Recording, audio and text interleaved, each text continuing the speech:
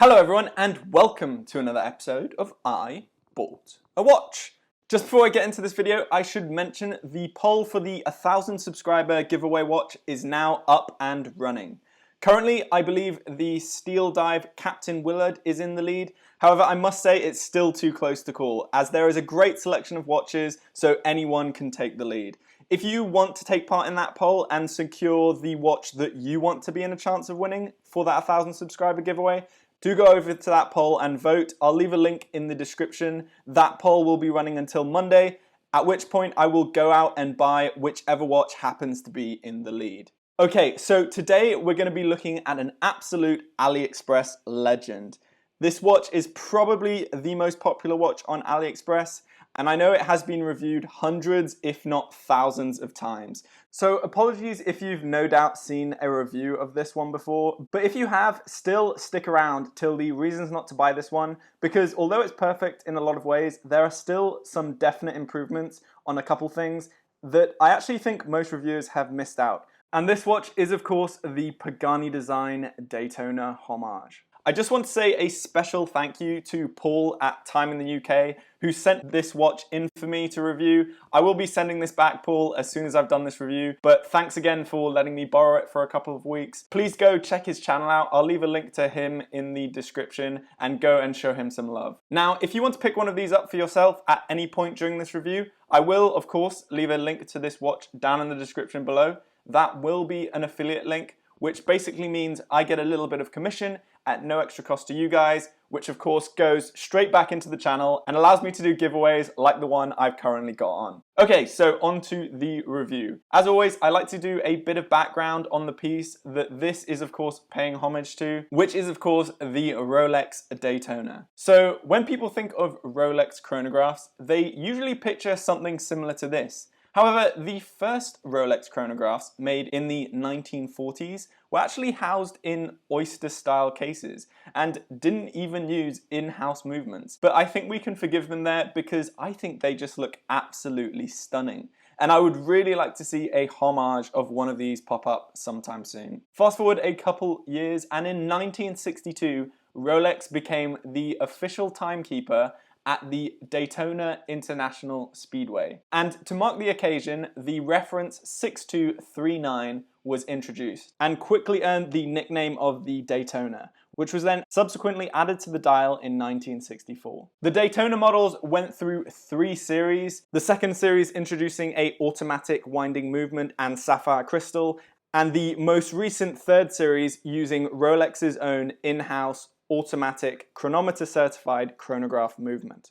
As you can imagine, with 3 series, multiple movements, and various different colorways, the Daytona offered quite a lot in regards to distinct differences between models for any collection.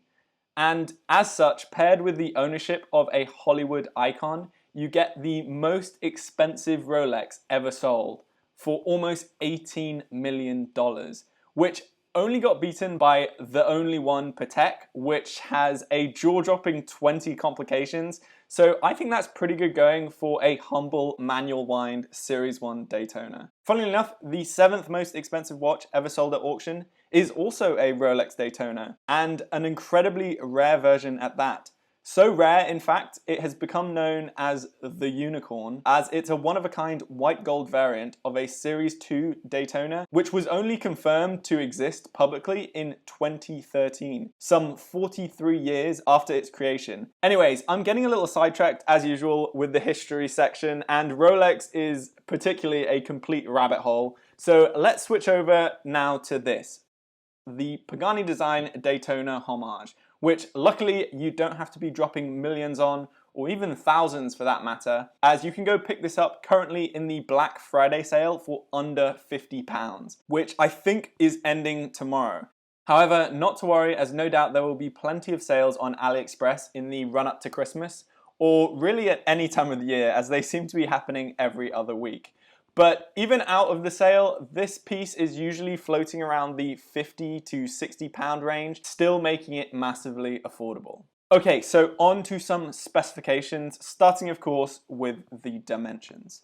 So dimensions wise, we have a diameter of 40 millimeters, Well, the bezel is 40 millimeters, so that doesn't include the added diameter of the crown and pushers. Lug to lug, we have 48 millimeters, but annoyingly, we have these protruding male end links, which bring the actual length of this watch to about 54 millimeters. They're not the worst offenders as they do slope down, but we'll be coming back to those later when we're talking about reasons not to buy this watch. Lug width, we have the incredibly versatile 20 millimeters, and finally, the thickness here is a slim 11 millimeters, thanks to the incredible Seiko Mecha Quartz movement inside. Speaking of the movement, let's have a look at this dial to see it in action. As you can see, and no surprises, the dial has an almost identical layout to the Daytona itself. Starting with the handset, we have a simplistic arrow-styled chronograph hand and a blunted sword-style hour and minute hand, wonderfully partitioned by that black inlay running up the center, which is only interrupted by the loomed portion on each hand. The glossy piano black dial features 3 subdials at the 3, 6, and 9 o'clock positions, indicating a 24-hour or AM/PM indicator, running seconds, and a 60-minute chronograph register, respectively. These boldly stand out, featuring a thick silver, concentric circled patterning around their perimeters. Utilizing this high contrast color scheme, both the subdials and applied hour markers also pop against the dial, making individual components on this complex dial extremely legible. Printed on the dial under the 12 is the Pagani Design logo and Pagani Design Chronograph Sport, which I must say is barely legible printed in red. Around the perimeter is also an open-styled minute track, printed with each minute split into a further 4 segments, allowing for more accurate chronograph readings. Lastly, the watch features a date window at the 4:30 position, which is nicely centered and on a nicely printed date wheel. This of course brings us onto the movement choice. The watch features the beloved Seiko Mecha Quartz VK63, which has all the benefits of a quartz movement in regards to not having to be wound, while retaining some of that beauty with that wonderful sweeping mechanical powered chronograph hand. The loom surprisingly impressed, but faded quickly due to such a small application area. Atop the dial, we have a wonderfully flat piece of sapphire, which, like its Rolex counterparts, is sadly missing any form of AR coating, and features a slight beveling that slopes down to meet that fixed ceramic tachymeter bezel. Moving on to the case, this is finished almost entirely in a high polish, aside from the underside, which features circular brushing. The screw-down case back is nicely etched with the Pagani Design shield, Pagani Design Sport, and model number, PD1644. Case material is stainless steel and water resistance of 30 meters is stated, which I must say seems awfully modest, as moving back up to the side of the watch, it features a signed screw-down crown and pushers, and personally I wouldn't feel too worried about getting this one wet. Moving on to the bracelet, we have a dual finished 3-link bracelet, polished mid-links sandwiched between brushed outer links and a polished edging. The watch features solid end links nicely made up of 3 pieces, so you get that crisp split between them, and the bracelet has a nice taper from 20 millimeters at the top down to 16 millimeters at that similarly finished machined clasp. The clasp is very nice and signed with the Pagani Design logo and is really what you would typically expect. The bracelet, I'm sure, does feature a diver's extension and micro adjust, but it's so stiff and I really don't want to force it as this isn't my watch, so I'm not going to attempt to show you. Luckily, I did manage to get a good fit without the micro adjust, so let's pop this one on the wrist. As you can see, the 11 millimeter thickness is welcomed and just lays wonderfully flat against my wrist. The lug to lug, even with those protruding end links, fits perfectly on my wrist, and I actually think this watch is beautifully sized for anyone with a 7 to 7.5 inch wrist. And I don't feel any discomfort from that protruding crown or pushers when flexing my wrist. This watch is also incredibly versatile. I'll pop it here on a leather strap and a NATO just to give you an idea of the versatility of this watch. Okay, so now onto the part of the show where I try and persuade you not to buy this watch.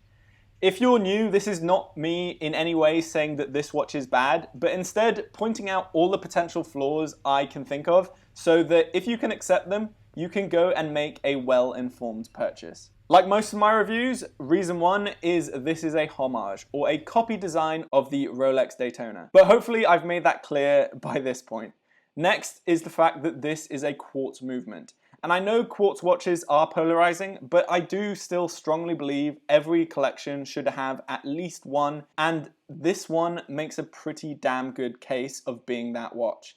So to start with, the chronograph hand, like I mentioned, is mechanical, giving you that wonderful sweep. The running seconds hand is designated to the 6 o'clock subdial, making that ticking hand less noticeable. And finally, on the topic of ticking, the audible tick of this movement is almost inexistent thanks to that thick, solid steel case construction. But anyway, that's enough gloating. Let's go back to reasons not to buy this one. I've spoken about the protruding end links, but I should also probably mention the polishing. As you can see, this watch has been well worn, and that is, after all, what you're meant to do with watches. But as a result, the polished finishing does scuff up, so definitely something to consider. Lastly, and probably the most annoying feature of this watch, is the legibility. And you're probably thinking, but Oscar, you said the legibility was good. And it is individually. However, when it all comes together, especially in this colorway, the handset can get lost amongst those subdials. It just seems to be quite a lot of silver. And on the topic of subdials, that 60-minute chronograph register is actually pretty useless, as it only has markers for the 5-minute intervals. So if you're not paying close attention using this to time anything, I've often find myself guessing what exact minute you're on if you're somewhere in between the 5-minute marks. Anyway, well, there you have it. My full and hopefully complete review of the Pagani design Daytona Homage. If you have any further questions, please do leave them in the comments below. I do try and respond to everyone. If you want to go pick this one up, there will be an affiliate link in the video description. And if you want to have a say in that 1,000 subscriber giveaway video, go vote in that poll. I'll also leave a link to that in the description below. Okay, well, that does it for today's episode. So there's only one thing left to say, and that is stay awesome, stay safe, and I'll see you again in the next episode. Bye.